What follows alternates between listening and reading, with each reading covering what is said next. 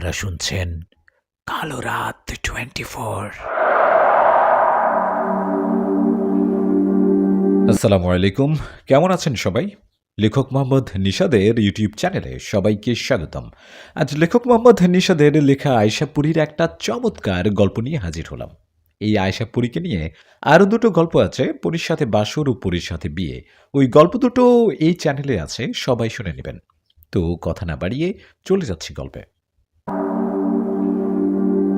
একটা যুবতী মেয়ে গাছে ওঠে বানরের মতো, এক গাছ থেকে অন্য গাছে লাফিয়ে লাফিয়ে চলাফেরা করে।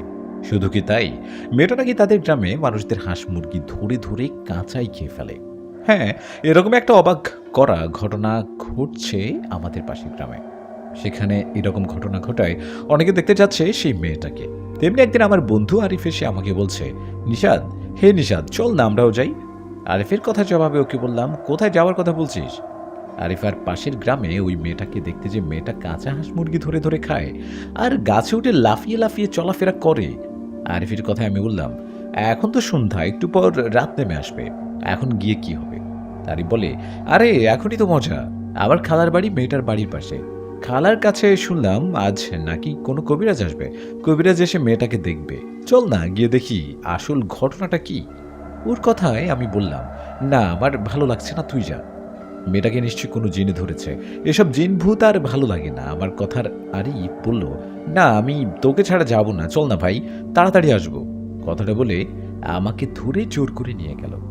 আমিও আর না করলাম না, আরিফের সাথে চলে গেলাম পাশের গ্রামে। ততক্ষণে রাত নেমে এসেছে।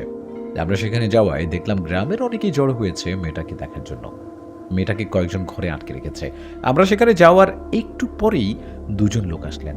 সেখানে একজন কবিরাজ ও কবিরাজের শিষ্য একজন।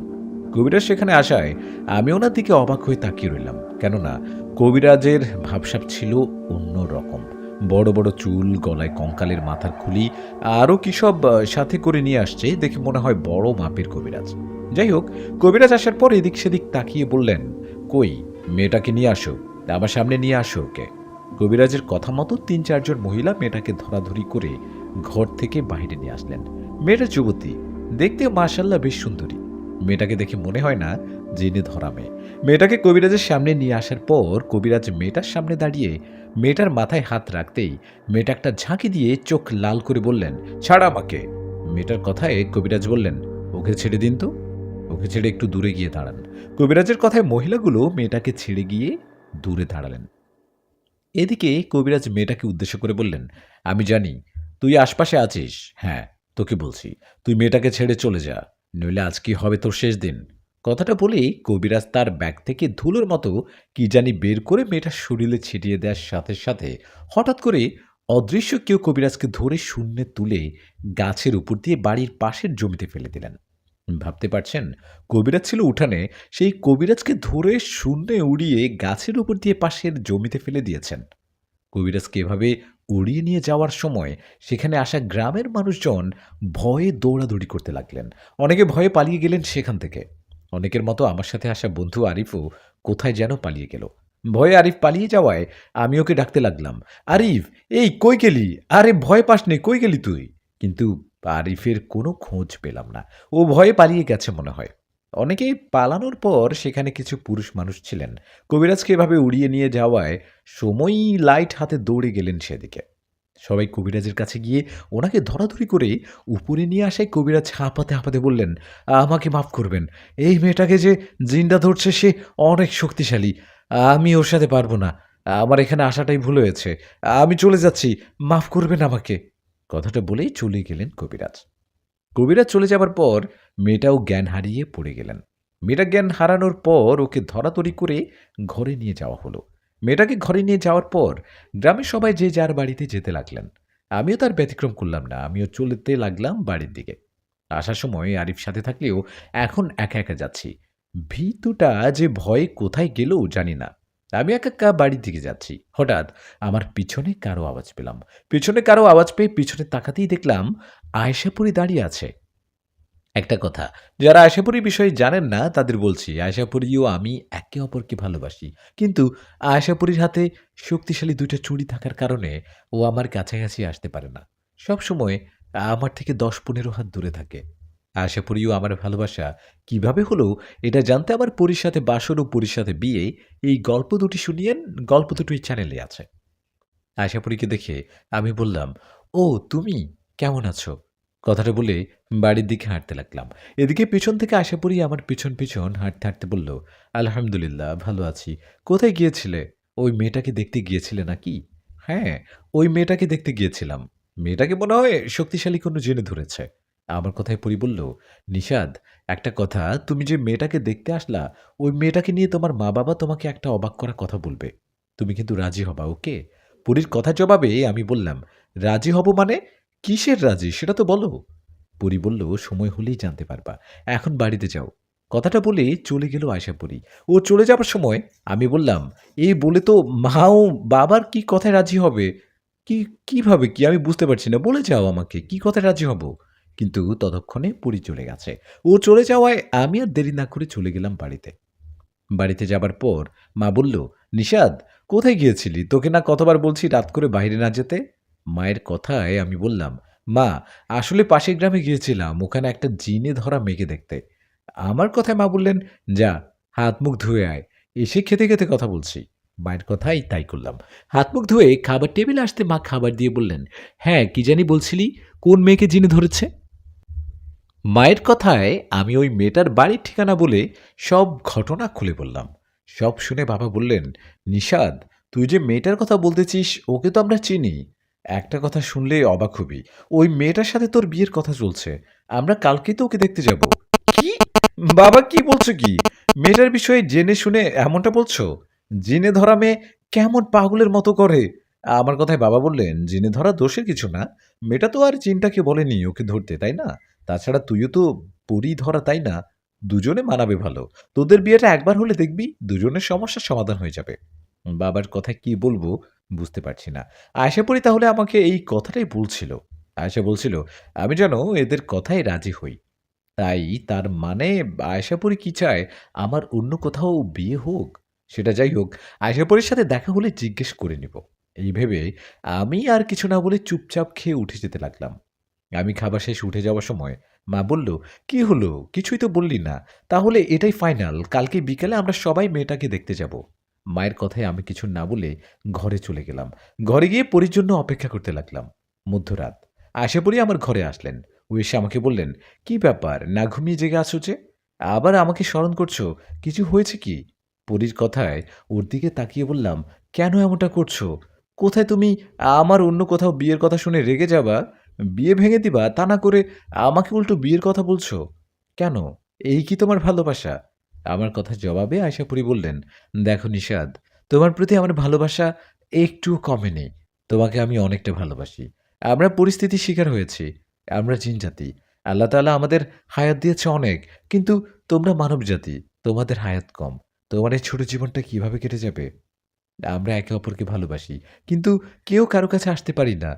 বিয়েও করতে পারছি না। এভাবে কতদিন থাকবে তুমি? তাই তোমার ভালোর জন্য আমি এই কথাটা তোমাকে বলছি। তুমি অন্য কাউকে বিয়ে করো। আমি তো আর তোমাকে ছেড়ে যাব না। তোমার বিয়ে হলেও আমি থাকবো তোমার সাথে।"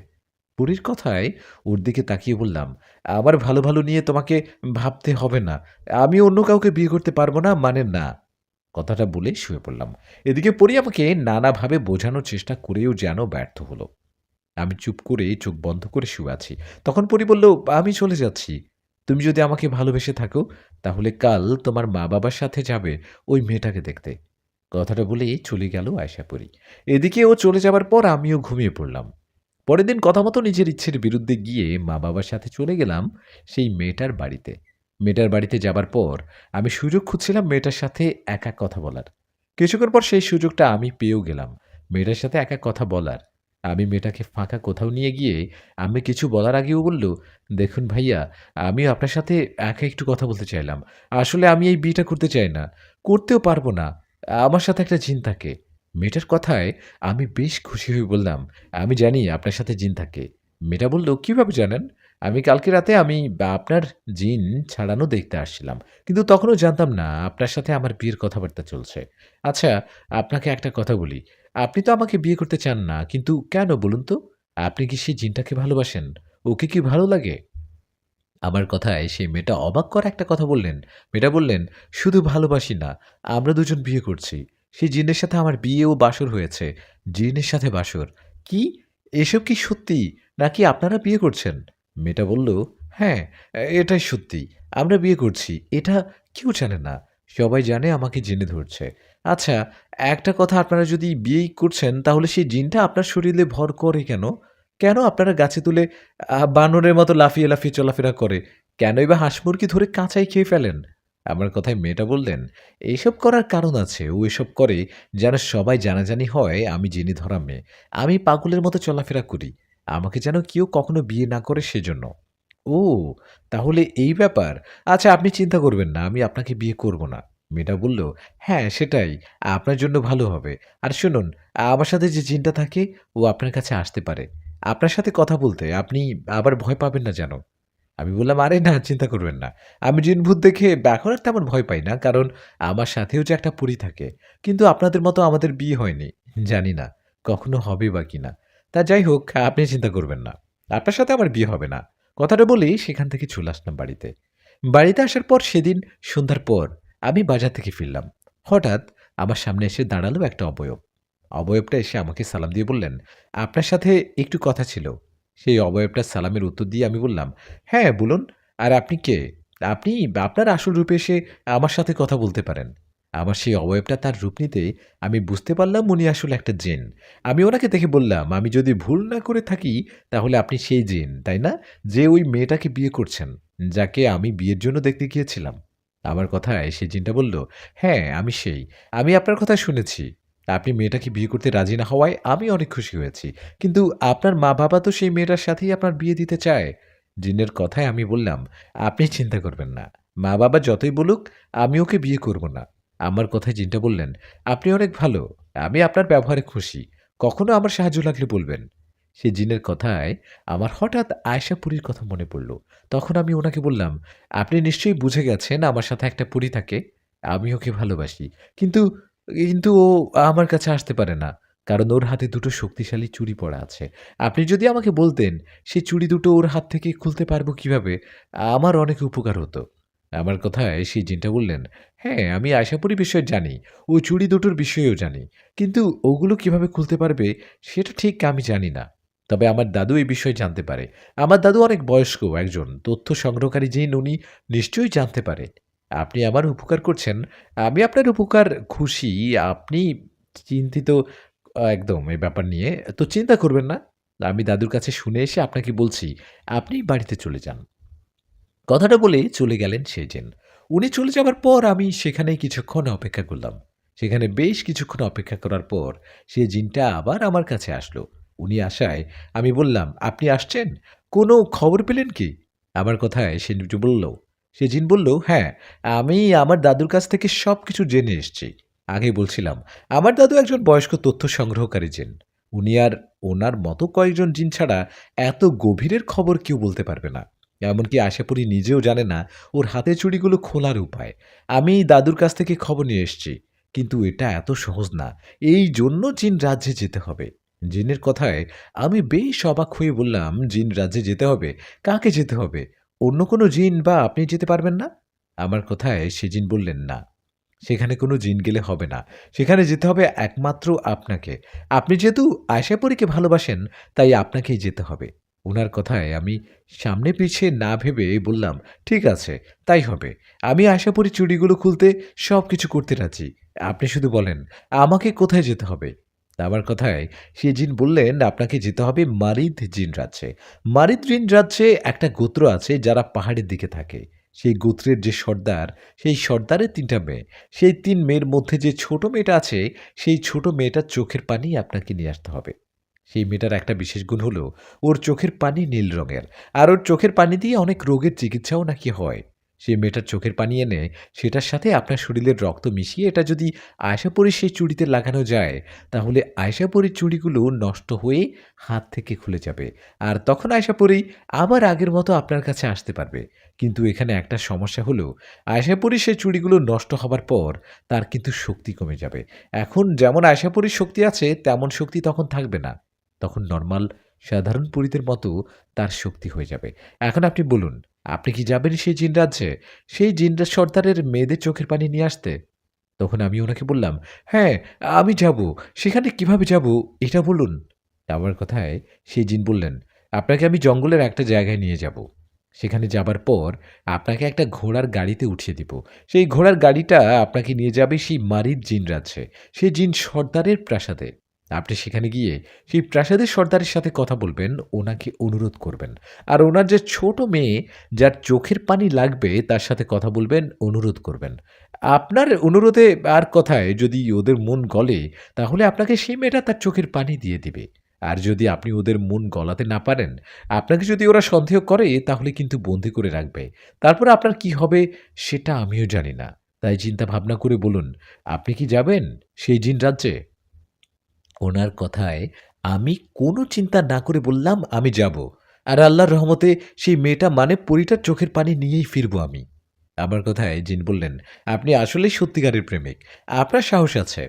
আপনি যেহেতু রাজি, তাহলে আজকে রাতেই আপনাকে জিন রাজ্যে যাওয়ার ব্যবস্থা করি।" আমি না আজকে না, আমি কালকে রাতে যাই। কাল রাতে ঠিক এই সময়ে আমি এইখানে আসবো। আপনি এখানে আমার সাথে দেখা করবেন, কেমন? জিন বলল, "ঠিক আছে, তাই হবে। আজ তাহলে আমি আসি?" কথাটা বলে উনি চলে যাবে। তখন আমি ওনাকে জিজ্ঞেস করলাম, "আচ্ছা, আপনার নাম কি?" আমার কথায় জিনটা বললেন, "আমার নাম সাজ্জাদ। আর আমি যে মেয়েটাকে ভালোবাসি, মানে বিয়ে করছি, ওর নাম সুইটি।" আমি বললাম, "ও, দুজনের নাম সুন্দর। আচ্ছা, আরেকটা কথা, আমি বাড়িতে গেলে আমার মা-বাবা সুইটির বিষয়ে জিজ্ঞেস করবে। সুইটির সাথে বিয়ের কথা বলবে। তখন আমি মা-বাবাকে একটা কথা বলব আর আপনাকে একটা কাজ করতে হবে।" এই বলে সাজ্জাদ জিনকে বললাম কি করতে হবে। কথাটা বলে আমি চলে গেলাম বাড়িতে। বাড়িতে যাবার পর মা বললেন, "এই নিশাত শোন, এদিকে আয়। আমি আর তোর বাবা মিলে তোদের বিয়ের বিষয়ে কথা বলছি। আজকে যে মেয়েটাকে দেখে আসলাম, ওর নাম সুইটি। সুইটিকে তো আমাদের অনেক পছন্দ হয়েছে। আমরা ঠিক করছি ওর সাথেই তোর বিয়ে দিব বাবা।" মায়ের কথায় আমি বললাম, "মা না, না জেনে ওর সাথে আমার বিয়ে দিবা নাকি? তোমরা কি জানো মেয়েটা একটা ছেলেকে ভালোবাসে?" আমার কথায় বাবা বললেন, "ভালোবাসে মানে? তুই জানিস কিভাবে শুনি?" তখন আমি বললাম, "ওই মেয়েটা আমাকেই বলেছিল। ওই মেয়েটা আমাকে বলেছিল বাবা। বাবা, মেয়েটার চরিত্র ভালো না। ও যে ছেলেটাকে ভালোবাসে, ওর সাথে রাত বেরোতে দেখা করে। এই তো আমি বাড়িতে আসার সময় দেখলাম মেয়েটা ওর বয়ফ্রেন্ডের সাথে কথা বলছে।" "কি? সত্যি নাকি? তুই কি আমাদের দেখাতে পারবি?" বাবার কথায় আমি বললাম, "কেন পারবো না? আসো আমার সাথে আসো।" কথাটা বলে মা বাবাকে নিয়ে গেলাম বাহিরে। বাইরে গিয়ে মা বাবাকে বললাম, "ওই দেখো, দেখো, এটা ওই মেয়েটা না?" আমার কথায় মা বলল, "ঠিকই তো, এটা তো ওই মেয়েটা। ছি, ছি, ছি, ছি, ছি! রাতের বেলা কেমন একটা ছেলের সাথে কথা বলছে, তাও ওদের গ্রাম ছেড়ে আমাদের গ্রামে এসে?" বাবা বলল, "ভাগ্য ভালো, আমরা সঠিক সময় জানতে পারলাম। চলো বাড়িতে চলো। এরকম মেয়ের সাথে আমার ছেলের বিয়ে দিব না।" কথাটা বলে মা-বাবা আবার বাড়িতে ফিরে আসলেন। মা-বাবা তাহলে অবশেষে বোকা হলো। আমি তখন সাজ্জাদ জিনকে বলছিলাম, উনি যেন সুইটির রূপ নিয়ে থাকে, যে মা-বাবা ভুল বুঝে। আমার কথা মতো জিন সেটাই করছেন। উনি সুইটি মেয়েটার রূপ নিয়েছেন আর উনার ২ বন্ধু জিন একটা ছেলের রূপ নিয়েছে। সাজ্জাদ জিন আমার এত বড় উপকার করছেন, আমিও না হয় তার জন্য সুইটির সাথে আমার বিয়েটা ভেঙে দেই। মা-বাবা এগুলো দেখে এসে সুইটি মেয়েটার সাথে আমার বিয়ে ভেঙে দেয়। বিয়ে ভেঙে দেওয়ায় আমি খুশি মনে খাবার খেয়ে রুমে গিয়ে শুয়ে পড়ি। আমি রুমে গিয়ে শুয়ে পড়ার পর আমার ঘুম আসবে। এরকম একটা সময়ে আয়েশা পরী আমার ঘরে আসে। পরী এসে আমার দিকে তাকিয়ে বলে, "তোমার কাছে একটা জিন আসছিল মনে হয়। কেন আসছিল তোমার কাছে?" পরীর কথায় আমি বললাম, "ওই যে মেয়েটা আছে না যার সাথে আমার বিয়ের কথা চলছিল, সেই জিন ওই মেয়েটাকে ভালোবাসে। সেই বিষয়েই কথা বলতে আসছিল। আমি যেন মেয়েটাকে বিয়ে না করি।" পরী বলে, "শুধু কি এটাই বলতে আসছিল? আর কিছু বলেনি?" আমি বললাম, "না, আর কি বলবে?" পরী বলে, "নিষাদ, কি ভাবছো? আমি কিছু জানতে পারবো না? তুমি এটা করো না নিষাদ, তুমি কোথাও যাবে না।" আমি বললাম, "কেন যাব না? আমি জিনরাজ্যে গিয়ে সেই জিন সর্দারের মেয়ের চোখের পানি নিয়ে আসব।" পরী বলে, "যদি নিয়ে আসতে না পারো, তখন হবে কি ভাবছো একবার? বুঝো না কেন? তুমি মানুষ আর আমি পরী। আমরা একে অপরকে ভালোবাসি। তোমার কি মনে হয় এই কথাটা সেই জিন সর্দার জানলে উনি ওনার মেয়ের চোখের পানি তোমাকে দিয়ে দিবে? দিবে না। উল্টো তোমাকে বন্দী করে রাখবে। তাই বলি এসব করো না। তুমি কোথাও যাবে না।" পরীর কথায় আমি বললাম, "ভালোবাসি। ভালোবাসা দিয়ে অনেক কিছু জয় করা যায়। আমি যাব। আর আমি এমন কিছু করব না যার কারণে সেই জিন সর্দার আমাকে বন্দী করবে। তুমি চিন্তা করো না। ইনশাল্লাহ আমি সেই পরীর চোখের পানি নিয়ে এসে তোমার হাতের চুড়িগুলো নষ্ট করব।" আমার কথায় আশাপুরি কিছু না বলে কান্না করতে লাগলো। ওর কান্না দেখে আমি বললাম, "এই কান্না করো না।" তখন পরী বলল, "তোমার জন্য চিন্তা হচ্ছে। যদি কিছু হয়ে যায়? এখন তো তবুও দূর থেকে তোমাকে দেখতে পারছি। তোমার কিছু হয়ে গেলে সেটাও তো পারব না।" আমি বললাম, "তুমি একদমই চিন্তা করো না। আমি কালকে রাতে সেই জিন রাজ্যে যাব আর সুস্থ মতনই ফিরে আসবো ইনশাল্লাহ।" আমার কথায় পরী আর কিছু না বলেই চলে গেল। ও চলে যাবার পর আমি ঘুমিয়ে পড়লাম। পরের দিন সকালবেলা আমি সালাম দাদুর কাছে গেলাম, কেননা উনি কবিরাজ সালাম দাদুকে না বলে যাওয়া ঠিক হবে না। আমি দাদুর কাছে গিয়ে সবকিছু খুলে বলায় দাদু বললেন, "নিশাদ, তুই জিন রাজ্যে যাবি, তোর কাছে ভালো জিন আসে না খারাপ সেটা তো আগে জানতে হবে।" কথাটা বলে দাদু রুকিয়া করে সেই সাজ্জাদ জিনকে হাজির করলেন। দাদুর ডাকে জিন এসে দাদুকে বললেন, "আসসালামু আলাইকুম। আমি জানি আমাকে কেন ডাকছেন। আমি খারাপ জিন না, ভয় পাবেন না। এই ছেলেটার ব্যবহারে আমি খুশি হয়েছি বলে ওকে সাহায্য করছি। আমি আমার দাদুর কাছে এই তথ্যটা নিয়েছি। আপনি কোনো চিন্তা করবেন না। আমি নিশাদের কোনো ক্ষতি করব না।" কথাটা বলেই চলে গেলেন সাজ্জাদ সেন। এদিকে তখন সালাম দাদু আমাকে কিছু কথাবার্তা, আচার-আচরণ শিখিয়ে দিলেন। জিন রাজ্যে গিয়ে তাদের সাথে কিভাবে কথা বলতে হবে। দাদুর কথাগুলো শুনে আমি বাড়িতে চলে আসলাম। বাড়িতে এসে অপেক্ষা করতে লাগলাম রাতের জন্য। অনেক অপেক্ষার পর দিন শেষে রাত হলো। রাতে মা-বাবা খাবার খেয়ে ঘুমানোর পর আমি আল্লাহর নাম নিয়ে বেরিয়ে পড়লাম বাড়ি থেকে। বাড়ি থেকে বেরিয়ে চলে গেলাম সেই জিনটার কাছে। জিনটার কাছে যেতেই উনি বলল, "আসছেন? চলুন আপনাকে নিয়ে রওনা করি।" সাজ্জাদ জিনের কথায় আমি বললাম, "ঠিক আছে চলুন।" এই বলে দুজনে রওনা করব। ঠিক তখনই সেখানে আয়শা পড়ি আসলো। আশাপুরী এসে মন খারাপ করে আমার দিকে তাকিয়ে রইল। খুব ইচ্ছে করছিল তখন আশাপুরীর কাছে গিয়ে ওর চোখের পানি মুছে দিতে, কপালে হাত বুলিয়ে দিয়ে চিন্তা না করতে। কিন্তু তা তো পারি না। আশাপুরীর মন খারাপ দেখে আমি বললাম, "আয়েশা, মন খারাপ করো না। হাসিমুখে বিদায় দাও আমাকে। আমি আল্লাহর রহমতে সেই পুরী চোখের পানি নিয়ে আসব।" আমার কথায় আশাপুরী বলল, "আমার দোয়া ও ভালোবাসা সবসময় তোমার সাথে থাকবে। আমি তোমার জন্য অপেক্ষা করব। সাবধানে যেও।" আশাপুরীর কথায় ওর কাছে বিদায় নিয়ে আমি রওনা করলাম সাজ্জাদ জিনের সাথে। জিনের সাথে যেতে, যেতে একসময় পৌঁছে গেলাম এক গহীন জঙ্গলে। এরকম গহীন জঙ্গলে জীবনের ১ম আসলাম। জঙ্গলের ভিতর থেকে কিরকম আওয়াজ আসছে, এরকম আওয়াজেই ভয়ে শরীরের লোম দাঁড়িয়ে যাচ্ছে। আমি সেখানে যাওয়ার পর সাজ্জাদ বলল, "এখানে দাঁড়ান আর আমার কথা মনোযোগ দিয়ে শুনুন। একটু পর এখানে একটা ঘোড়ার গাড়ি আসবে। সেই ঘোড়ার গাড়ির কোনো চালক থাকবে না, কারণ ঘোড়াগুলো হলো জিন। ঘোড়ার গাড়িটা এখানে আসায় আপনি ওখানে উঠে বসবেন। আপনি উঠে বসায় সেই ঘোড়ার গাড়িটা চলতে থাকবে। চলতে, চলতে একসময় সেই ঘোড়াগুলো পাখা মেলে উড়তে থাকবে। মনে রাখবেন, আপনি কিন্তু এসব বুঝতে পারবেন কিন্তু ভয় পাবেন না। সেই ঘোড়ার গাড়ি যেভাবে যাক আপনার কোনো ক্ষতি ওরা করবে না। যেভাবে কিছুক্ষণ চলার পর ওরা আপনাকে সেই জিন রাজ্যে সেই জিন সর্দারের প্রাসাদের কাছে নিয়ে যাবে। প্রাসাদের কাছে গেলে আপনি ঘোড়ার গাড়ি থেকে নেমে প্রাসাদে যাবেন আর জিন সর্দারের সাথে কথা বলবেন।" সাজ্জাদ জিনের কথায় আমি বললাম, "ঠিক আছে তাই করব।" ওনার সাথে কথা বলতে, বলতে সেখানে টকবক, টকবক করে চলে আসলো একটা ঘোড়ার গাড়ি। সেই ঘোড়ার গাড়িটা আসার পর সাজ্জাদ বললেন, "যান, গাড়িতে উঠে বসুন। আর আমি যেমনটা বললাম তেমনটা কিন্তু করবেন, একদমই ভয় পাবেন না।" উনার কথায় আমি বিসমিল্লাহ বলে ঘোড়ার গাড়িতে উঠলাম। আমি গাড়িটাতে উঠার পর সেই গাড়িটা চলতে লাগলো। আমি ঘোড়ার গাড়ি থেকে কিন্তু মাঝে, মাঝে বাহিরের দিকে তাকাই। আমি বাহিরে তাকালে বুঝতে পারি ঘোড়ার গাড়িটা বাতাসের বেগে ছুটে চলেছে। স্বাভাবিক ঘোড়া কখনো এভাবে ছুটতে পারে না। আমি চুপচাপ সেই গাড়িতে বসে আছি। এর কিছুক্ষণ পর আমি অনুভব করলাম আমি যেন শূন্যে উড়ছি। এরকম অনুভব করায় আমি ঘোড়াগুলোর দিকে তাকিয়ে দেখি ওগুলো এখন আর ছুটে চলছে না। ওরা পাখা মেলে উঠছে। মুহূর্তটা একবার ভাবুন তো, আপনি একা একরকম অদ্ভুত একটা ঘোড়ার গাড়িতে চলছেন জিন রাজ্যে। কেমন লাগবে আপনার? আপনি যতটা সাহসী হন না কেন, ভয় আপনাকে পেতেই হবে। আমিও ভয় পেয়েছিলাম। তবুও চুপচাপ সেই ঘোড়ার গাড়িতেই বসেছিলাম। আমি সেখানে বসে থাকার বেশ কিছুক্ষণ পর সেই ঘোড়ার গাড়িটা একটা সুন্দর বড় প্রাসাদের সামনে গিয়ে দাঁড়ায়। গাড়িটা সেখানে দাঁড়ার পর আমি গাড়ি থেকে নেমে সেই প্রাসাদের দিকে যেতে থাকি। কত সুন্দর জায়গা আর সুন্দর, সুন্দর প্রাসাদ। আমি এদিক সেদিক তাকিয়ে সেই বড় প্রাসাদের ভিতরে ঢুকে পড়লাম। ভয় লাগছিল। আমি মানুষ হয়ে জিনদের প্রাসাদে ঢুকছি। জানি না কি হবে। আমি প্রাসাদের ভিতরে ঢুকে দেখলাম প্রাসাদের সাদা জুব্বা পরা অনেকেই জড়ো হয়ে কি জানি বলছে। আমি ওদের দেখে বুঝতে পারছি সবাই জিন। কিন্তু এদের মধ্যে জিন সর্দার কে?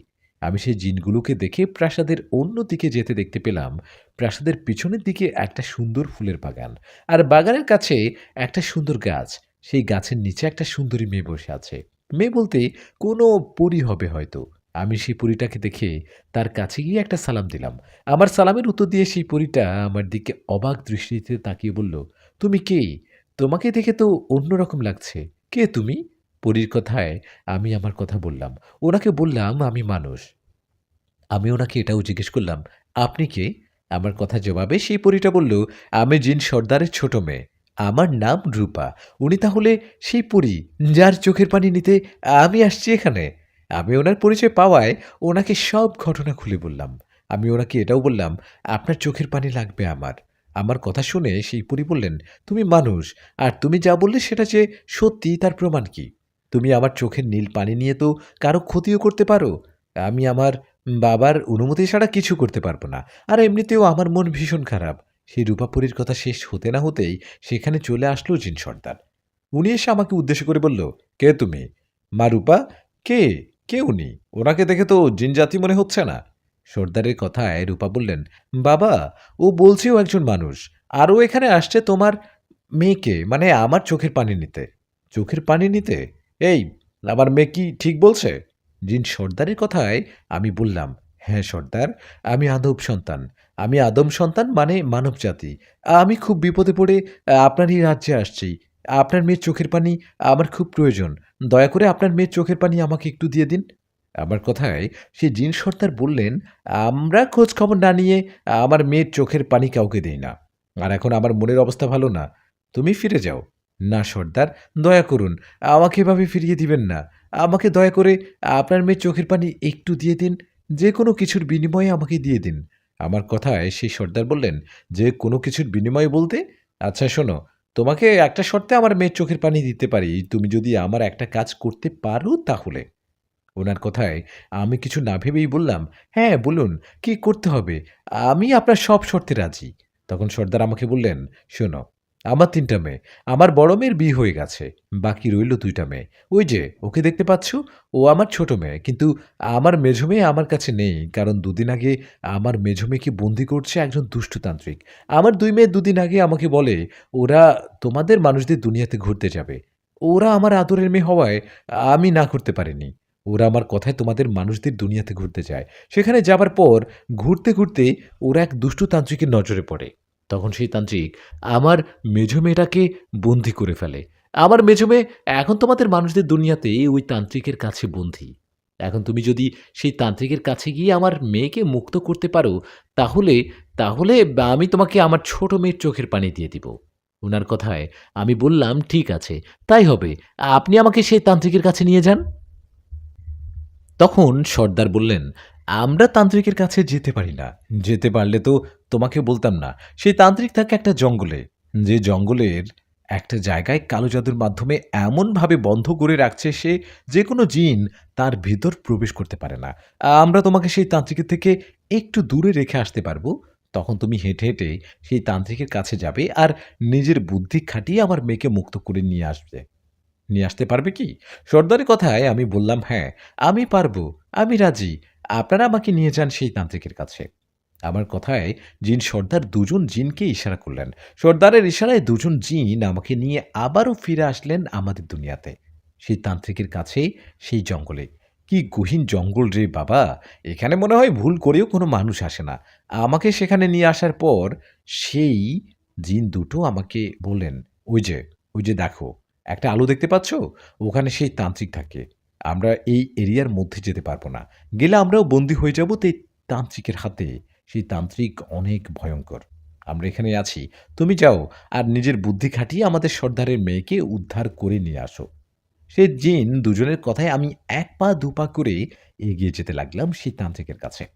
তখনও কিন্তু রাত। রাত যে কয়টা বাজে জানি না। আমি একটু পরেই সেই তান্ত্রিকের এরিয়ার মধ্যে ঢুকবো, ঠিক তখনই একজন বলে উঠল, "দাঁড়াও, ওখানে দাঁড়াও। কে তুমি? এখানে কিভাবে আসলে?" কথাটা বলে হাতে আগুনের মশাল নিয়ে আমার দিকে এগিয়ে আসলো একজন তান্ত্রিক। উনার বড়, বড় কোঁকড়া, কোঁকড়া চুল আর চোখগুলো লাল, আর শরীরে তেমন একটা কাপড়-চোপড় নেই। উনি আমার কাছে আসতেই আমি বললাম, "জানি না আমি কোথায় আছি। আসলে আমি জঙ্গলের পথ দিয়ে যাওয়ার সময় ডাকাতের কবলে পড়ি। ডাকাত আমাকে ধরতে আসলে আমি জানের ভয়ে দৌড়াতে থাকি। দৌড়াতে, দৌড়াতে এখানে চলে আসছি। আপনি কে? এই জঙ্গলে কি করছেন? আমাকে দয়া করে একটু থাকতে দিন। দিন হলে আমি চলে যাব।"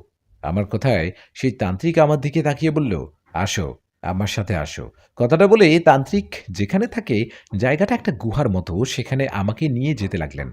উনার থাকার জায়গায় যেতে তান্ত্রিক বললেন, সাবধান, সাবধানে পা ফেলো।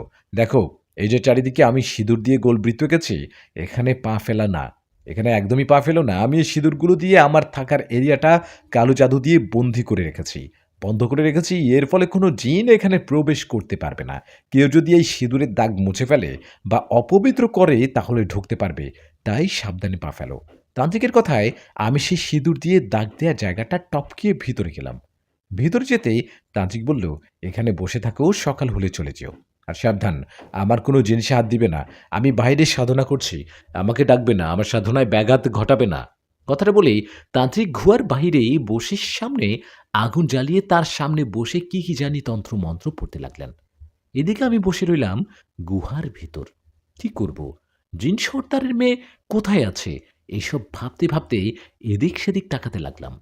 গুহার ভিতর কয়েকটা মাথার খুলি রাখা। আমি বসে আছি। ওদিকে তান্ত্রিক তন্ত্রমন্ত্র পড়তে পড়তেই একদম কিছুক্ষণ চলার পর আমি একটা অবাক করার দৃশ্য দেখি। আমি দেখলাম হঠাৎ করে তান্ত্রিকের সামনে ভয়ংকর একটা অবয়ব এসে হাজির হলেন। সেই অবয়বটা আসার পর তান্ত্রিক বলতে লাগলেন, প্রভু, আপনি আসছেন, আমি আপনার নামে মানুষ বলি দিব। কথাটা বলে তান্ত্রিক আমার দিকে তাকিয়ে একটা ভয়ংকর হাসি দিলেন। তান্ত্রিকের হাসির মধ্যে রহস্য দেখে আমি বললাম, আপনি মানুষ বলি দিবেন মানে কি? কাকে বলি দিবেন আপনি? আমার কথায় সেই তান্ত্রিক বললেন, কেন তোকে বলি দিব আমার প্রভুর নামে? তুই কি ভেবেছিস আমি যেমন তেমন তান্ত্রিক? আমি সাধারণ কোনো তান্ত্রিক না রে, আমি সাধারণ তান্ত্রিক না। আমার হাতে বন্দী আছে ১০ জন জিন। আমার ১০ জন জিন আমাকে সব খবর এনে দেয়। আমি তোর বিষয়ে সব জানি।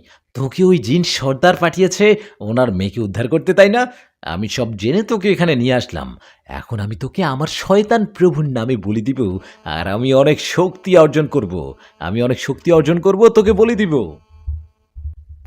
তান্ত্রিকের কথায় আমি উঠে দাঁড়িয়ে বললাম, শয়তান, তুই আমার কিছুই করতে পারবি না। আমাকে এখান থেকে যেতে দে, আর সে জিন সর্দারের মেয়েকে ছেড়ে দে। মনে রাখিস, তোর শয়তানি কালো জাদু আমাদের ইমানি শক্তির কাছে হেরে যায়। নিজের ভুল বুঝে আমাকেও জিন সর্দারের মেয়েকে ছেড়ে দে। আমার কথায় তান্ত্রিক কিছু না বলে একটা হাসি দিলেন। এদিকে ঠিক তখনই অদৃশ্য কোনো শক্তি আমাকে পিছন থেকে আঘাত করে মাটিতে ফেলে দিল। আঘাত পেয়ে আমি পড়ে গেলাম মাটিতে, আর ব্যথায় চিৎকার করতে লাগলাম। আমার চিৎকারে তান্ত্রিক হেসে বলল, কোথায় তোর ইমানি শক্তি? তুই নিজে থেকে আমার ফাঁদে পা দিয়েছিস। এখন তোকে বলি দিব, তোর রক্ত দিয়ে আমি শয়তানকে খুশি করে হব আর শক্তিশালী। হা হা হা হা হা। আমি আমি আরো শক্তিশালী হব। কথাটা বলে সেই তান্ত্রিক আমার দিকে এগিয়ে আসতে লাগলেন। ঠিক তখনই আমি শরীরের সমস্ত শক্তি দিয়ে উঠে দাঁড়িয়ে তান্ত্রিকের সেই সিঁদুর দিয়ে দাগ টানা সেখানে পা দিয়ে দাগটা নষ্ট করে ফেললাম। আমি সেই দাগটা পা দিয়ে নষ্ট করার ফলে তান্ত্রিকের এরিয়াটা যেটা কালো জাদু করে রেখেছিল সেটা কেটে যায়। আমি এমনটা করে তান্ত্রিক আমার উপর রেগে বলে, এই, আমার বন্ধ করা এরিয়া নষ্ট করার সাহস কিভাবে পেলি? কথাটা বলে তান্ত্রিক ইশারা করলেন, আর সাথে সাথে আমাকে ধরে ফেলল দুটো খারাপ জিন। জিন দুটো আমাকে ধরায় তান্ত্রিক একটা ধারালো ছুরি নিয়ে আমার দিকে এগিয়ে আসতে লাগলো। তান্ত্রিক আমার কাছে এসে আমাকে মাটিতে শুয়ে আমাকে বলি দিবেন। ঠিক তখনই সেখানে চলে আসলো আয়শাপুরী। আয়শাপুরী এসে আমাকে ধরা দুজন জিন ও তান্ত্রিককে এমনভাবে আঘাত করে যে ওরা উড়ে ২০-২৫ হাত দূরে গিয়ে পড়ে। তান্ত্রিক দূরে ছিটকে পড়ে। আয়শাপুরীর দিকে তাকিয়ে হাততালি দিয়ে কাদের জানি ডাকতে লাগলো। তান্ত্রিকের ডাকে সেখানে এসে উপস্থিত হলেন তার বন্দি করা সাথে থাকা ১০ জন জিন। সেই ১০ জন জিন সেখানে আসায় আয়শাপুরী কোনো কথা না বলে সবাইকে পেটাতে লাগলো। আপনারা তো জানেন, আয়শাপুরীর হাতে দুটো ছুরি। দুটো ছুরি থাকার কারণে ১০টা জিন কেন, এরকম ১০০ জিনও আয়শাপুরীর সাথে পারবে না। আয়শাপুরী সবাইকে ইচ্ছেমতো পেটাতে লাগলো। এদিকে আয়শাপুরীর আঘাত পেয়ে অনেক জিন সেখান থেকে পালাতে লাগলো। আপনারা তো জানেন, আশাপুরীর হাতে দুটো চুড়ি। দুটি চুড়ি থাকার কারণে সে কোনোভাবেই কারো সাথে তোয়াক্কা করেও কুলোতে পারবে না, কারণ আশাপুরী অনেক বেশি শক্তিশালী। সবগুলো চিনকে মেরে ফেলার পর তান্ত্রিক চোখ বড় বড় করে হাঁ হয়ে আয়শাপুরীর দিকে তাকিয়ে বললেন, এই, তুই কি করলি? আমার সব শক্তি শেষ করে দিলি। আমি তোকে ছাড়বো না। তান্ত্রিক, আমি তোকে ছাড়বো না কথাটা বলা শেষ না করতেই মুহূর্তে আশাপুরী তান্ত্রিককে ধরে সেখানে মাটিতে তার মাথাটা পুঁতে দিলেন। তান্ত্রিকের মাথাটা পুরোটা মাটির নিচে ঢুকানো, শরীরটা উপরের দিকে, পাগুলো ছটপট ছটপট করছে। এভাবে কিছুক্ষণ ছটপট ছটপট করার পর মারা গেল তান্ত্রিক। তান্ত্রিক মারা যাওয়ার পর আয়েশাপুরী আমার দিকে তাকিয়ে বললেন, মানা করছি না জিন রাজ্যে যেও না, আমার জন্য নিজের জীবনের কথা ভাবলে না। জিন সর্দারের কথায় এখানে আসলে এই ঘটনাটা যদি তোমাদের দুনিয়াতে না ঘটে জিন রাজ্যে ঘটতো, তখন কি হতো? তখন কিভাবে বাঁচাতাম তোমায়? চলো বাড়িতে ফিরে চলো। না, একবার যেহেতু আসছি ওই জিন সর্দারের মেয়ের চোখের পানি না নিয়ে ফিরবো না। তাছাড়া এখন তো সব বিপদ কেটে গেছে। এখন তুমি আমাকে বলো, সেই জিন সর্দারের মেয়ে কোথায় বন্দী? আমার কথায় আশেপরি বলল, গুহার ভিতরে ঢুকে সেখানে রাখা দুটো কঙ্কালের মাথার খুলি ও দুটো বোতল রাখা আছে, সেগুলো ভেঙে ফেলো। পরীর কথায় আমি সেটাই করলাম, ভেঙে ফেললাম বোতল ও মাথার খুলি। আমি ওগুলো ভেঙে ফেলায় বন্দি থেকে মুক্ত হলেন জিন সর্দারের মেঝো মেয়ে। উনি মুক্ত হওয়ায় ওদিকে আমাকে নিয়ে আসা জিন দুজনও চলে আসলো। সর্দারের মেয়ে মুক্ত হবার পর আশেপরি আবারও আমাকে বললেন, উনি মুক্ত হয়েছে, এখন বাড়িতে ফিরে যাও। আশাপুরীর কথায় সে জিন সর্দারের মেয়ে আশাপুরীকে বললেন, আপনি চিন্তা করবেন না, উনি আমাকে মুক্ত করেছেন, আমরা ওনার কোনো ক্ষতি করব না। আমরা জিন রাজ্যে ফিরে গিয়ে ওনাকে সম্মানের সাথে ওনার বাড়িতে রেখে আসব। কথাটা বলে জিন সর্দারের মেয়ে আমাকে নিয়ে গেলেন তাদের জিন রাজ্যে। আমি জিন সর্দারের মেয়েকে ফিরে নিয়ে যাওয়ায় সেই সর্দার অনেক খুশি হলেন আর আমাকে সম্মানের সহিত তাদের প্রাসাদে থাকতে দিলেন। আমি সেখানে যাবার পর জিন সর্দারকে বললাম, সর্দার, আপনার কথা মতো তো আপনার মেয়েকে মুক্ত করে নিয়ে আসলাম। এখন আমাকে আপনার ছোট মেয়ের চোখের পানি দিয়ে দিন। আমার কথায় সর্দার বললেন, হ্যাঁ, অবশ্যই দিব। তুমি তোমার কথা রেখেছ, আমিও আমার কথা রাখব। তুমি আমার অনেক উপকার করছো। আমার প্রাসাদে ২-১ দিন থাকো, আমাদের চীন রাজ্যটা ঘোরাফেরা করে তারপর চলে যেও। ওনার কথায় আমি আর কথা বাড়ালাম না। আমি সেখানে থাকলাম একটা দিন। পরের দিন জিন সর্দারের ছোট মেয়ে আমাকে নিয়ে জিন রাজ্যটা ঘুরে দেখালাম। চমৎকার সুন্দর মনোমুগ্ধকর জায়গাগুলো আমি খুব সুন্দরভাবে দেখলাম। মেয়েটা আমাকে ঘুরে ঘুরে সব সুন্দর সুন্দর জায়গাগুলোই, বিশেষ বিশেষ জায়গাগুলোই আমাকে দেখালো।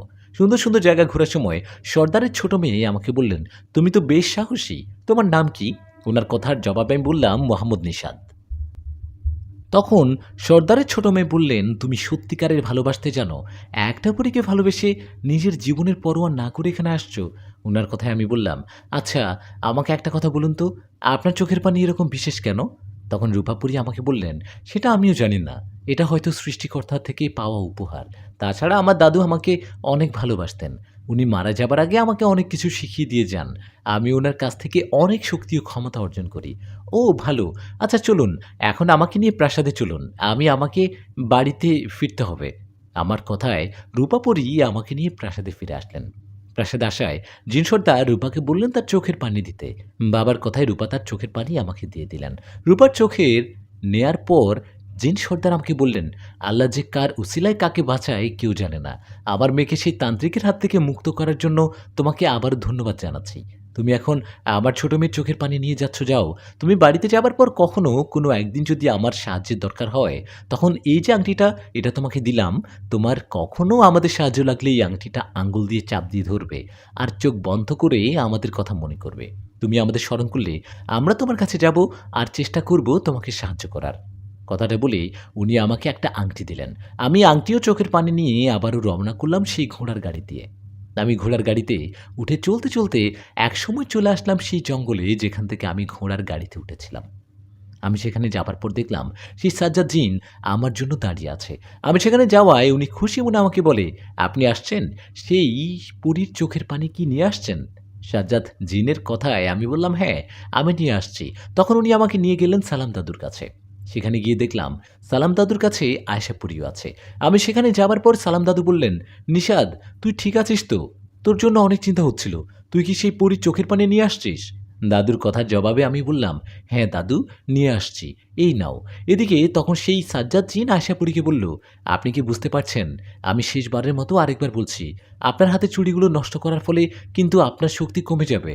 আপনি আবার আগের সাধারণ পরীদের মতো হয়ে যাবেন। জিনের কথায় আয়েশাপুরী বললেন, যেখানে ভালোবাসা নেই সেখানে শক্তি দিয়ে কি হবে? আবার ক্ষমতা, আমার শক্তি আমার ভালোবাসার মানুষকে দূরে ঠেলে দিচ্ছে। আমি চাই না আমার এত শক্তি, এত ক্ষমতা। আমি আমার ভালোবাসাকে চাই। পরীর কথায় সেই সাজ্জাদ জিন আমার দিকে তাকিয়ে বলল, নিশাদ, আপনার রক্ত ওই পানিটার সাথে মিশিয়ে সেটা আয়শাপুরীর চুড়ির উপর লাগিয়ে দিন। জিনের কথা মতো সালাম দাদু আমার আঙ্গুল কেটে একটু রক্ত নিয়ে সেই পানিটার সাথে মিশিয়ে আয়শাপুরীর চুড়ির উপর লাগিয়ে দিলেন। সেই পানীয় রক্ত আয়শাপুরীর চুড়ির উপর পড়তেই আমরা দেখলাম সেটা মনে হয় পুড়ে যাচ্ছে। সেখান থেকে কালো কালো ধোঁয়া বেরোচ্ছে। এদিকে আশাপুরীও কষ্ট পাচ্ছে। এরকম কিছুক্ষণ চলার পর পরীর হাতে সেই চুড়ি দুটো গুঁড়ো গুঁড়ো হয়ে মাটিতে পড়ে গেল। চুড়ি দুটো খুলে যাওয়ার পর সাজ্জাদ্দিন বলল, আলহামদুলিল্লাহ, কাজ হয়েছে। নিষাদ, এখন আয়শাপুরীর কাছে যান তো, আর ওনাকে স্পর্শ করুন তো। ওনার কথায় আমি আয়শাপুরীর কাছে গেলাম আর আয়শাপুরীকে স্পর্শ করলাম। আয়শাপুরীর কাছে যাওয়া ওকে স্পর্শ করায় আমার কিছুই হলো না। তখন আনন্দে দুজনের চোখে পানি চলে আসছিল। কখনো ভাবিনি পরীকে আবার ফিরে পাবো, ওর কাছে আসতে পারবো। এরকম আনন্দ মুহূর্তে সালাম দাদু বললেন, নিষাদ, এবার বাড়িতে যা। তুই কয়দিন ধরে বাড়িতে নেই। তোর মা বাবা এই কয়দিনে আমার কাছে অনেকবার এসেছিল। আমি ওদের বলছি আয়শাপুরী তোকে নিয়ে গেছে। দাদুর কথায় মনে পড়ল, ঠিকই তো, আমি তো কিছুদিন ধরে বাড়িতে নেই। দাদুর কথায় সাজ্জাদ সালাম দাদুকে ধন্যবাদ জানিয়ে আমি বাড়ির দিকে রওনা করলাম। তখন মধ্যরাত। আয়শাপুরী আমার সাথে সাথে হেঁটে চলছে আমার বাড়ির দিকে। যেতে যেতে পুরী আমাকে বলল, আমার জন্য এত কিছু করলে, আচ্ছা ওই দিন সর্দারের মেয়েকে তুমি মুক্ত করলে, মুক্ত হয়ে ও আবার তোমার প্রেমে টেমে পড়েনি তো? আরে না না, কি বলো, ওরা জানে আমি তোমাকে ভালোবাসি। পুরী বলে, তবুও বিশ্বাস নেই। আচ্ছা বাড়ি চলে আসছে, তুমি বাড়িতে যাও, আমি কাল আসবো তোমার কাছে। কথাটা বলে চলে গেল আয়শাপুরী। এদিকে আমিও চলে গেলাম বাড়িতে। বাড়িতে যাবার পর মাকে ডাক দিলাম। আমার ডাকে মা ঘর থেকে বেরিয়ে অবাক হয়ে বললেন, নিশা, তুই এতদিন পর, তোর কি কখনো বুঝ হবে না? তোর কি মনে হয় না তুই বাড়ি থেকে চলে যাওয়ায় আমরা কত চিন্তা করি? এদিকে তখন বাবা বললেন, ওর কথা বাদ দাও, আমরা যে ওর মা বাবা, সেদিকে ওর কোনো খেয়াল নেই। ও তো পড়ে আছে সেই পরীকে নিয়ে, আজ কয়দিন ধরে বাড়িতে নেই। আমাদের কি চিন্তা হয় না? নিশাদ শোন, ওই পরী তোকে ওর কাছে নিয়ে যায়, তাই না? শুনে রাখ, আমি এমন ব্যবস্থা করব যে ওই পরী আর তোর কাছে আসতে পারবে না। যা এখন ঘরে যা। বাবার কথায় আমি কিছু না বলে ঘরে গিয়ে শুয়ে পড়লাম। রাতে আর বেশি নেই। রাত যখন আর বেশি নেই, সকালবেলা মা ডাকছে, নিশাদ উঠ, খাবার খেয়ে নে।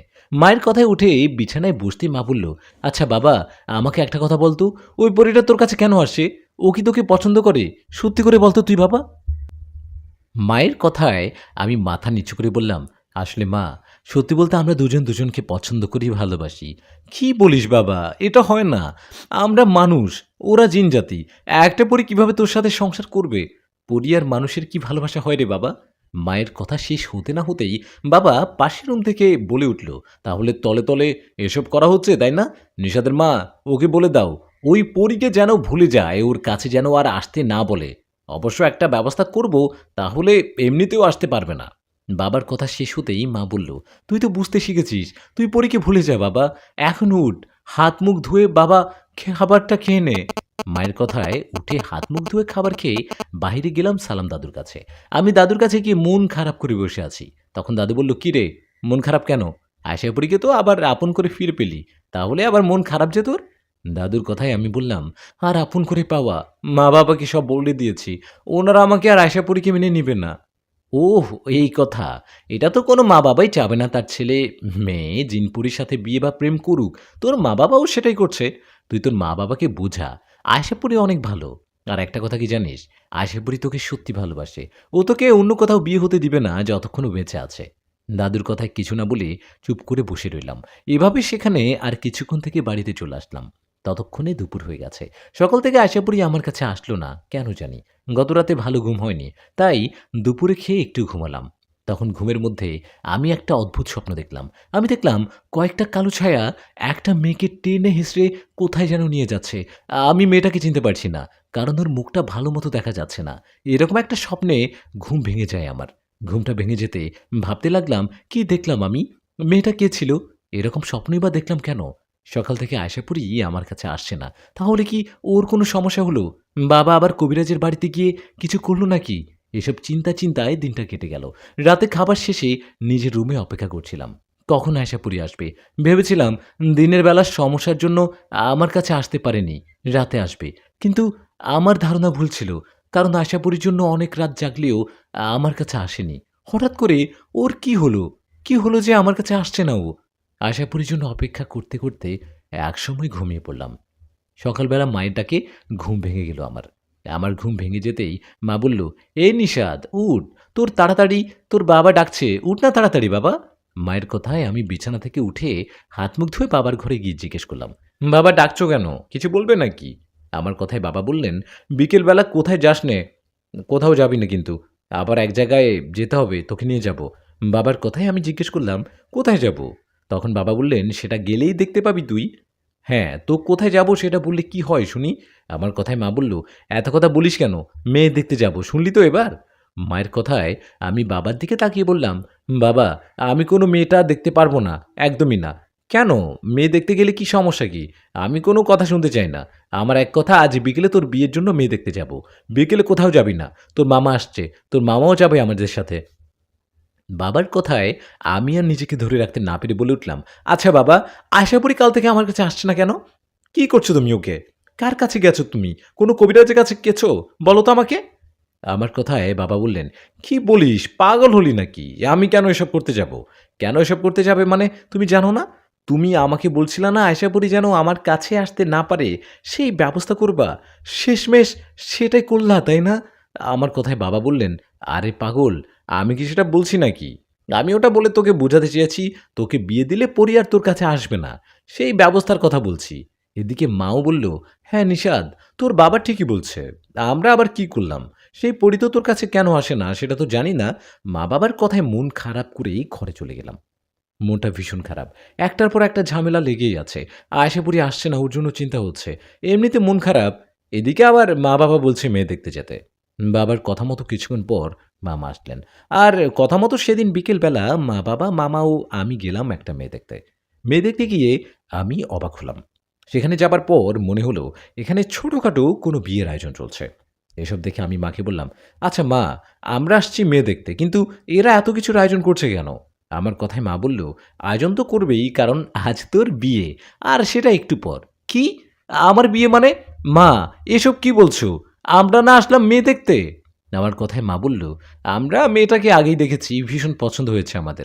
তাই আজ তোর সাথে ও বিয়ে দিচ্ছি। হঠাৎ করে তোর বিয়ে না দিলে একটা না একটা সমস্যা হয়। তাই আমরা ঠিক করেছি মেয়ে দেখেই সাথে সাথে তোর বিয়ে দিব। মায়ের কথায় কি করব বুঝতে পারছি না। একটু পর আমার বিয়ে। আশা পড়িও নেই। কি হচ্ছে এসব? ওরা আমার বিয়ের সব আয়োজন করে আমাকে বিয়ে দেবে। ঠিক তখনই আমি বেহুশ হয়ে পড়ি। আমি এমনি এমনি বেহুশ হইনি। আমার ভয়ংকর একটা জিনকে সেখানে দেখে বেহুশ হই। আমি বেহুশ হওয়ার পর কি হয়েছে আমার মনে নেই। আমার যখন হুঁশ ফেরে তখন আমি জানতে পারি আমার হুঁশ ফিরছে দুদিন পর। কি? তাহলে আমি দুদিন বেহুশ ছিলাম? তাহলে ওই ভয়ংকর জিনটা কে ছিল তাহলে? আর আয়েশাপুরী কোথায়? আমার বিয়ে হয়ে যায় তবুও আসলো না কেন? মনে মনে এসব ভাবছি। এদিকে আমার হুঁশ ফেরায় মা বলল, নিষাদ, বাবা এখন কেমন লাগছে তোর? তোর কি হয়েছিল? তুই ২ দিন ধরে বেহুশ। ২ দিন আগে তোর বিয়ের কিছুক্ষণ আগে তুই বেহুশ হয়ে পড়ে গেলি। তখন আমরা মনে করছিলাম তুই বিয়েতে রাজি না বলে এমনটা করছিস। কিন্তু পরে বুঝতে পারলাম তুই সত্যি, সত্যি বেহুশ হয়ে গিয়েছিলি বাবা। তোর হঠাৎ করে কি হয়েছিল রে বাবা? মায়ের কথায় আমি মাকে সব ঘটনা খুলে বললাম। আমি বললাম, একটা ভয়ংকর জিনকে দেখে ভয়ে বেহুঁশ হয়ে গিয়েছি মা। আমার মুখে কথাটা শুনে বাবা-মা অবাক হয়ে বললেন, হ্যাঁ, হ্যাঁ, ২ দিন ধরে রাতের স্বপ্নের মাঝে আমরা একটা স্বপ্ন দেখি। আমরা দেখি একটা ভয়ংকর অবয়ব আমাদের বলে, তোর ছেলেকে নিয়ে যাব। তোর ছেলেকে বাঁচাতে পারবি না। আমরা এটাও দেখি ওই অবয়বটা তোর পা ধরে তোকে টেনে হিঁচড়ে কোথায় জানি নিয়ে যাচ্ছে। মা-বাবার কথায় বেশ অবাক হলাম। এরকম স্বপ্নের মানে কি? কে এসব দেখাচ্ছে? আর আয়েশাপুরী কোথায়? আমাকে সব জানতে হবে। এ ভেবে সেখান থেকে বাড়িতে চলে গেলাম। বাড়িতে এসে সোজা চলে গেলাম সালাম দাদুর কাছে। সালাম দাদুর বাড়িতে গিয়ে দেখলাম দাদু বাড়িতে নেই, বাহিরে গেছে। দাদু বাড়িতে নেই, হয়তো ও চলে আসবে। এই ভেবে সেখানে অপেক্ষা করতে লাগলাম। বেশ কিছুক্ষণ অপেক্ষার পর সালাম দাদু বাড়িতে আসলেন। উনি এসে আমাকে দেখে বললেন, নিষাদ, তুই এখানে? কখন আসছিলি? ওনার কথার জবাবে আমি বললাম, এই তো কিছুক্ষণ আগে আসছি। এসে দেখি তুমি বাড়িতে নেই, তাই বসে অপেক্ষা করছি। দাদু, শোনো, মনে হচ্ছে আরেকটা ঝামেলা হয়েছে।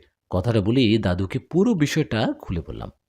সব শুনে দাদু বলল, নিষাদ, ঠিকই বলছিস। এখানে বড় কোনো ধরনের ঝামেলা বুঝতে পারছি। আশাপুরি নেই। আবার তুইও তোর মা-বাবা ভয়ংকর কিছু দেখছিস। বিষয়টা আমার কাছে ঠিক লাগছে না। দাদুর কথায় আমি বললাম, দাদু, আমার খুব ভয় করছে। আশাপুরি ঠিক আছে তো? তুমি একটু দেখো না খোঁজ নিয়ে। দরকার হয় বড় বাবাজিনকে ডাকো আর খোঁজ নিয়ে দেখো। আমার কথায় দাদু বললেন, ঠিক আছে, তুই বস আমার পাশে। চিন্তা করিস না, আমি সেভাবে হোক কোনোভাবেই খোঁজ নিচ্ছি। এই বলে দাদু দোয়া কালাম পড়তে লাগলেন। ঠিক তখনই সেখানে আসলেন সাজ্জাদ। দাদু সাজ্জাদ দেখে দোয়া কালাম পড়া বন্ধ করে সালাম দিয়ে বললেন, আপনি আপনি হঠাৎ এখানে? দাদুর কথায় সাজ্জাদ বলল, একটা খবর পেয়ে আপনাদের জানাতে আসলাম। তখন দাদু বললেন, কি খবর? দাদুর কথায় সাজ্জাদ বলল, আশাপুরীর বিষয়ে। আশাপুরী, আপনি আশাপুরীর বিষয়ে কি জানেন? ও ২-৩ দিন ধরে আমার কাছে আসছে না। আবার আমিও আমার মা-বাবা ভয়ংকর স্বপ্ন দেখছি। আমার কথায় সাজ্জাদ্দিন বললেন, সব ঘটনা খুলে বলছি। আপনাদের কি মনে আছে আশাপুরীকে একটা জিন ভালোবাসত? নাচ জিন গোত্রের যে জিন সর্দার, উনার নাম খাদ্রাক। সেই খাদ্রাক জিনকে আপনারা মেরে ফেলছেন। সেই খাদ্রাক জিনের ভাই আয়শাপুরীকে ধরে নিয়ে গেছে। গাদ্রাক জিনের ভাই এতদিন আয়শাপুরীর কাছে আসতে পারেনি, কারণ আয়শাপুরী ছিল অনেক শক্তিশালী। এখন আয়শাপুরীর কাছে ছুরি নেই, তাই সেই গাদ্রাক জিনের ভাই আয়শাপুরীকে ধরে নিয়ে গেছে। শুধু আয়শাপুরীকে ধরে নিয়ে গিয়ে শান্ত হয়নি, ও নিষাদও তার পরিবারকে ভয় দেখাচ্ছে। সুযোগ পেলে নিষাদকেও ধরে নিয়ে যাবে। ওর ভাই গাদ্রাককে মেরে ফেলায় যার যার হাত আছে সবার পিছনে লাগছে সেই জিন। সাজ্জাদ্দিনের কথায় সালাম দাদু বললেন, ও তাই তো আমি ২ দিন ধরে একটা স্বপ্ন দেখি। আমি ভেবেছি আমি তো কবিরাজ। না, জিনের সাথে আমার শত্রুতা থাকার কারণে স্বপ্ন দেখছি, কিন্তু এটা যে গাদ্রাক জিনের ভাই করছে সেটা জানা ছিল না। দাদুর কথায় আমি বললাম, দাদু, এখন কি করব? ওরা আয়শাপুরীকে ধরে নিয়ে গেছে। আমাদের সবার পিছনে লাগছে। এখন কিছু একটা ব্যবস্থা করতে হবে। আমার কথায় দাদু বললেন, হ্যাঁ, ঠিক বলছিস। আমি এখনই বড় বাবা জিনকে স্মরণ করছি। কথাটা বলে দাদু বড় বাবা জিনকে স্মরণ করলেন। বড় বাবা জিনকে স্মরণ করার কিছুক্ষণ পর উনি আসায় দাদু সালাম দিয়ে বললেন, বড় বাবা, কেমন আছেন আপনি? আপনাকে স্মরণ করলাম, এর কারণ কি আপনি জানেন? খবর পেয়েছেন কিছু? দাদুর কথায় বড় বাবা জিন বললেন, হ্যাঁ, আমি খবর পেয়েছি। গাদার জিনের ভাই আমাকে ডিস্টার্ব করছে। ওরা আয়শাপুরীকেও বন্দি করছে। ওনার কথায় দাদু বললেন, হ্যাঁ, গাদরাক জিনের ভাই আমাদেরও পিছনে লেগেছে। সবাইকে ভয় দেখাচ্ছে। আয়শাপুরীকে আবার ধরে নিয়ে গেছে। এখন কি করবো, আপনি একটা উপায় বলুন। তখন বড় বাবা জিন বললেন, ঝগড়া ও মারামারি করে সব সময় সমাধান হয় না। আমি এখনই নাচ জিন গোত্রে যাচ্ছি। গিয়ে ওদের বুঝিয়ে বলি ওরা যেন আমাদের সাথে আর ঝামেলায় না জড়ায়, আর আয়শাপুরীকে ছেড়ে দেয়। কথাটা বলে বড় বাবা জিন তখনই চলে গেলেন। এদিকে সাজ্জাদ জিন বললেন, আমি তাহলে এখন আসি। কোনো খবর পেলে আপনাদের জানাবো। কথাটা বলে চলে গেলেন সাজ্জাদ জিন। ওরা চলে যাওয়ায় আমি দাদুকে বললাম, দাদু, তোমার কি মনে হয় গাদ্রাক জিনের ভাই এত সহজে মেনে নিবে বিষয়টা? আমার কথায় দাদু বললেন, সহজে তো মানবে না, ঝামেলা একটু হবেই। এই বলে দাদু আমি গল্প করছি। এদিকে বড় বাবা জিন গাদ্রাক জিনের ভাইয়ের কাছে গিয়েছে ১ ঘন্টা হবেই, এখনও আসছে না। এই ভেবে আরও কিছুক্ষণ অপেক্ষা করলাম, কিন্তু তবুও বড় বাবা জিন আসলো না। কি ব্যাপার? ওনার তো এতক্ষণ দেরি করার কথা না। তাহলে কি বড় কোনো সমস্যা হলো? বড় বাবা জিন কি কোনো ঝামেলায় পড়ল? এইসব ভাবতে কেটে গেল অনেকটা সময়। কিছুক্ষণ পর সন্ধ্যা হবে। তখন সালাম দাদু আমাকে বললেন, নিষাদ, তুই বাড়িতে চলে যা। রাত হলে সমস্যা হতে পারে। কিন্তু দাদু, বড় বাবা জিন তো আসলো না। কি হলো ওনার? তখন দাদু বলল, হয়তো কোনো সমস্যা হয়েছে। উনি আসলে আমি সবটা শুনবো। তুই সন্ধ্যা হবার আগে বাড়িতে যা। আর রাত করে তুই বা তোর বাবা মা কখনো বাইরে বের হবি না, বিশেষ করে আজকের রাতে। মনে রাখিস, গাদরাক জিনের ভাইয়ের নজর কিন্তু আমাদের উপরে আছে। দাদুর কথায় আমি কথা না বাড়িয়ে চলে গেলাম বাড়িতে। একটার পর একটা ঝামেলা লেগেই আছে। আশাপুরীকে পেয়েও যেন হারিয়ে ফেলছি। কেন এমন হচ্ছে? ভেতরে একটা চাপা কষ্ট নিয়ে আমি সময় কাটাচ্ছি। বাড়িতে গিয়ে কথা মতো রাতে কোথাও বের হইনি। মা-বাবাকেও বাইরে বের হতে নিষেধ করছি। রাতে খাবার শেষে শুয়ে আয়শাপুরীর কথা ভাবছি। আশাপুরী ওদের কাছে বন্দী। বড় বাবা জিনু তো আসলো না। তাহলে কি বড় কোনো সমস্যা হলো? এসব ভাবতেই ঘুমিয়ে পড়ি। আমি ঘুমানোর পর কতক্ষণ ঘুমিয়েছিলাম জানি না, হঠাৎ আমার ঘুম ভেঙে যায় আঘাত পাবার কারণে। কেউ একজন আমাকে সজোরে আঘাত করায় আমি তাড়াহুড়ো করে উঠে দেখি আমি ঘরে নেই। আমি আছি এক অজানা জায়গায়। আমার চারিদিকেই ভয়ঙ্কর রকমের অবয়ব। আমি সেখানে যাবার পর বুঝতে পারি শুধু আমি না, আমার মতো সালাম দাদুকেও ধরে নিয়ে আসছে গাদ্রাক জিনের ভাই।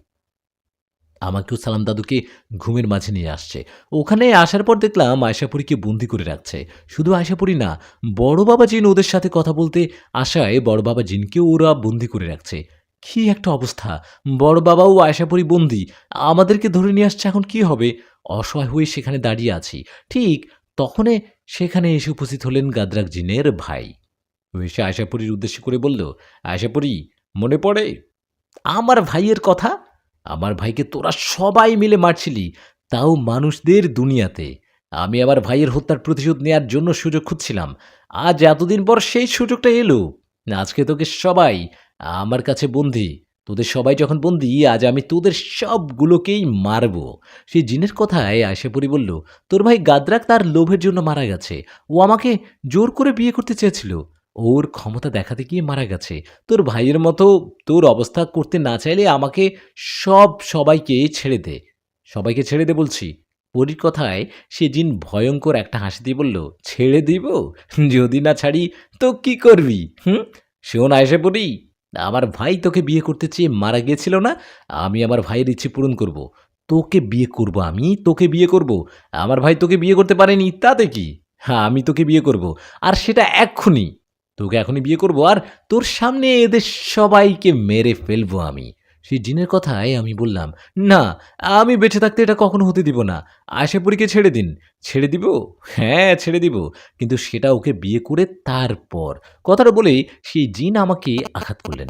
ওনার আঘাতে আমার ঠোঁট ফেটে রক্ত পড়তে লাগলো। তখন আশাপুরী চিৎকার দিয়ে বলতে লাগলো, ওকে ছেড়ে দে, আর একটা আঘাতও করবি না ওকে। এদিকে তখন সেখানে চলে আসলো সাজ্জাদ জিন। সাজ্জাদ জিন এসে গাদরাক জিনের ভাইকে বলল, আপনি এটা অন্যায় করছেন। কেন ঝামেলা বাড়াচ্ছেন? আমার মনে হয় ঝামেলাটা এখানে শেষ করা উচিত।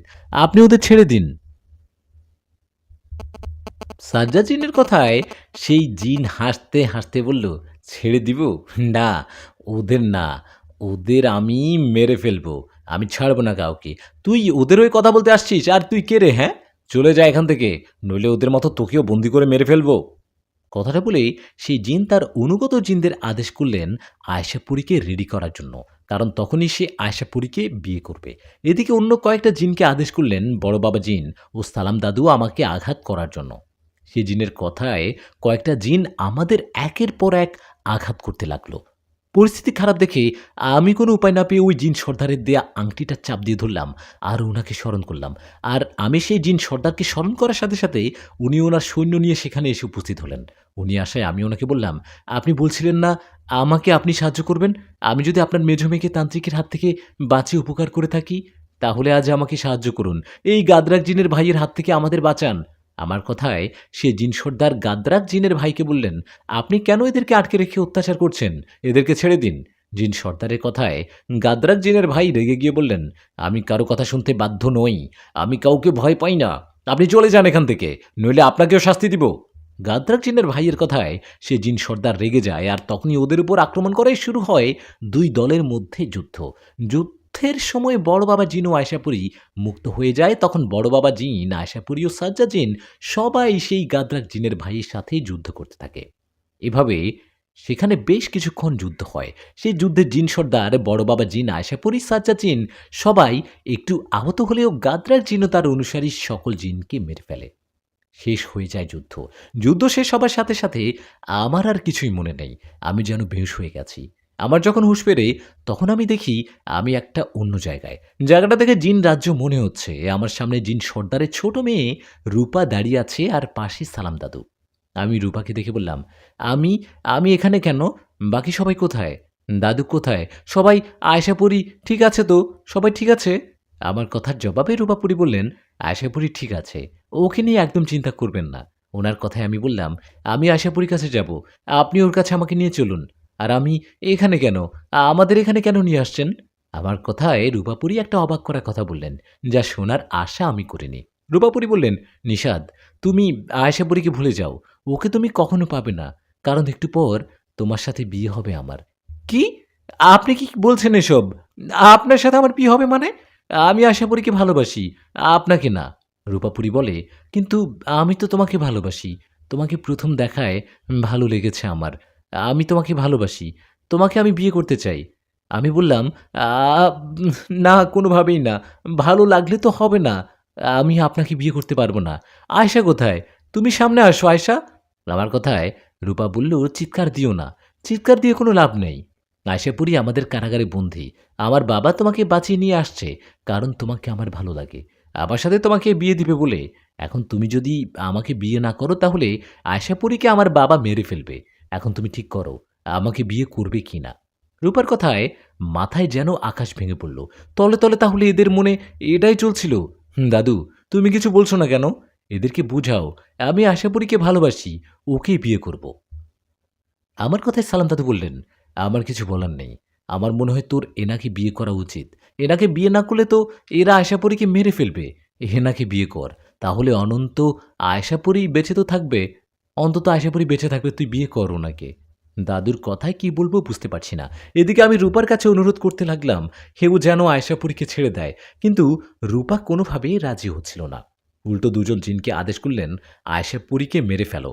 আয়শাপরীকে মেরে ফেলার কথা শুনে আমি বললাম, না না না, এটা করো না। ওকে ওকে আমি রাজি। আমি তোমাকে বিয়ে করব। তবু ওকে মেরো না। আমি রূপাকে বিয়ে করতে রাজি হওয়ায় রূপা ওর সাথে আমার বিয়ের আয়োজন করলো। আমার অনেক মন খারাপ, কান্না করছিলাম তখন। নিজের ইচ্ছের বিরুদ্ধে একটু পরেই রূপার সাথে বিয়ে হলো আমার। রূপার সাথে বিয়ের পর একটা সুন্দর সাজানো গোছানো রুমে নিয়ে গেল আমাদের। বলতে পারেন বাসর ঘর। বাসর ঘরে রূপা বসে আছে। আমি মন খারাপ করে বসে আছি। এই দেখে রূপা বলল, কি হলো? আর কত মন খারাপ করে থাকবে? আয়শাপরীকে ছেড়ে দিবে তো? বললাম, আসো, আমার কাছে আসো। রূপার কথায় আমি রেগে গিয়ে বললাম, চুপ করো। আমি কখনো তোমার কাছে আসবো না। তুমি আমাকে জোর করে বিয়ে করছো। আমি তোমাকে আমার বউ হিসেবে মানি না। তখন রূপা বলল, আস্তে আস্তে সব ঠিক হয়ে যাবে। দেখো, এখন আসো, আমার পাশে এসে বসো। না, আমি তোমার মুখ দেখতে চাই না। তুমি তুমি আমাকে আশাপুরীর কাছে নিয়ে চলো। আমি শুধু ওকে একটাবার দেখি, ও কেমন আছে আর কোথায় আছে। আমার কথায় রূপা বলল, তাই? আশাপুরীকে দেখবা? আচ্ছা, চোখ বন্ধ করো। কেন? ওকে দেখতে দেখতে চোখ বন্ধ করতে হবে কেন? রূপা বলল, আরে বাবা, করোই না। চোখ বন্ধ করে আমি দেখতেই একটা অন্যরকম ব্যাপার ঘটল। চোখ বন্ধ করো। সে আবার বলতে লাগলো, আমি খুলতে বললে তখন খুলবা। রূপার কথায় আমি চোখ বন্ধ করলাম। এর ঠিক কিছুক্ষণ পর রূপা বলল, এবার চোখ খুলো। রূপার কথায় চোখ খুলে দেখলাম আয়শাপুরী আমার সামনে বউ সেজে বসে আছে। আয়শাপুরীকে দেখে বললাম, আয়শা তুমি? রূপা কোথায়? তুমি বউ সেজে বসে আছো কেন? তোমাকে নাকি বন্দি করে রাখছে? আমার কথায় আয়শাপুরী একটা হাসি দিয়ে বলল, আরে বোকা, তোমার বিয়ে আমার সাথে হয়েছে, রূপার সাথে না। আর আমি এতক্ষণ রূপাপরীর রূপ নিয়ে তোমাকে এত সব বললাম, তোমাকে বিয়ে করলাম। কি? আয়েশা, তুমি সত্যি বলছো? আমি ভুল দেখছি না তো? আমার কথায় আয়েশা বলল, না, ভুল না, এটাই সত্যি। আমি তোমাকে চমকে দিলাম। তোমার বিয়ে আমার সাথেই হয়েছে। বিশ্বাস না হলে বাইরে গিয়ে তোমার সালাম দাদুকে জিজ্ঞেস করো। আর বাইরে গিয়ে দেখো সবাই কত মজা করছে। আয়েশার কথায় বাইরে যেতেই সালাম দাদু একটা হাসি দিয়ে বলল, কিরে, সারপ্রাইজ কেমন হলো তোর? চমকে গিয়েছিলি তো, না? তোর বিয়ে আয়শাপুরীর সাথেই হয়েছে। আর আয়শাপুরী তোকে চমকে দেওয়ার জন্য রূপার রূপ নিয়েছিল। দেখ সবাই কত মজা করছে। দাদুর কথায় পাশে তাকিয়ে দেখলাম বড় বাবা, জিন সাজ্জাদ, জিন ও জিন সর্দার সবাই মজা করছে। তখন দাদু আমাকে বললেন, যা, এখন ঘরে যা। তোর পরীর সাথে তো বিয়ে হলো, এখন বাসরও হোক। যা, ভিতরে যা। দাদুর কথায় আমি বললাম, দাদু, বিয়ে তো হলো, মা বাবাকে কি বলবো? তখন দাদু বলল, সেটা পরে তোর মা বাবাকে বলে দিস, ওরা মেনে নেবে নিশ্চয়ই। এখন যা, ঘরে যা। দাদুর কথায় আমি হাসি মুখে ঘরে গেলাম। ঘরে গিয়ে আয়শাপুরীর দিকে তাকিয়ে বললাম, তোমাকে অনেক সুন্দর লাগছে। আমার কথায় আয়শাপুরী একটা মুচকি হাসি দিয়ে বলল, তোমাকেও। অনেক সমস্যার পরে আয়শাপুরীর সাথে আমার বিয়ে হলো এবং হলো বাসর। আয়শাপুরীও আমার বিয়ের মধ্য দিয়েই এই গল্পটা এখানেই শেষ করছি। আপনাদের জন্য আয়শাপুরীর সাথে মিল করলাম, বিয়েটা হলো। গল্পটা কেমন লেগেছে সবাই কমেন্ট করে জানাবেন। যারা এখনও আমার চ্যানেলটি সাবস্ক্রাইব করেননি, করে দিবেন। সামনে নতুন গল্প নিয়ে হাজির হব। ততক্ষণ পর্যন্ত ভালো থাকবেন। সবাইকে আসসালামু আলাইকুম।